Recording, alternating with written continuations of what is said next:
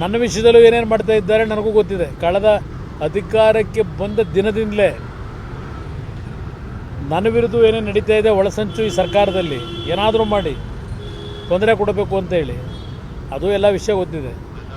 ಕಳೆದ ವಾರ ಏನು ಹಲವಾರು ಕಾನೂನಿನ ತಜ್ಞರುಗಳು, ಏಕೆಂದರೆ ಈಗ ಶಾಸಕರೇ ಒಬ್ಬರು ಬೇರೆ ಇದ್ದಾರೆ, ಈಗ ಕಾನೂನು ತಜ್ಞರು ಕೂತು ಏನೇನು ಚರ್ಚೆ ಮಾಡ್ತಾ ಇದ್ದಾರೆ. ಹೇಗೆ ಕುಮಾರಸ್ವಾಮಿ ಇವತ್ತು ಕೇಂದ್ರದಲ್ಲಿ ಮಂತ್ರಿ ಆಗಿದ್ದಾನೆ, ಅರಗಿಸ್ಕೊಳ್ಳೋಕ್ಕಾಗ್ತಾ ಇಲ್ಲ ಅವರಿಗೆ, ನೋವಿದೆ ಅವರಿಗೆ.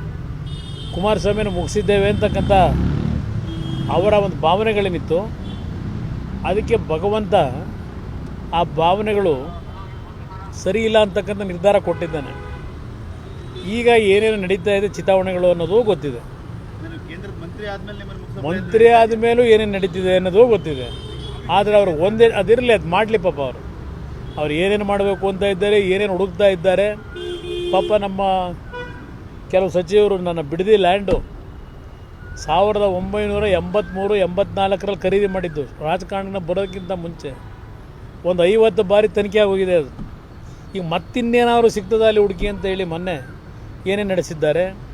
ಮತ್ತು ನಮ್ಮ ಒಂದು ಯಡಿಯೂರಪ್ಪನವರ ನಡೆಯ ಒಂದು ವಿರೋಧ ಪಕ್ಷದಲ್ಲಿ ನಾನು ಕೆಲಸ ಮಾಡಬೇಕಾದ್ರೆ ಯಡಿಯೂರಪ್ಪನವ್ರು ಮುಖ್ಯಮಂತ್ರಿಗಳಿದ್ದಾಗ ಅವತ್ತು ನಾನು ದಾಖಲೆಗಳು ಇಟ್ಕೊಂಡು ಏನು ಹೋರಾಟ ಮಾಡಿದ್ದೆ ವಿರೋಧ ಪಕ್ಷದ ಒಬ್ಬ ಶಾಸಕನಾಗಿ.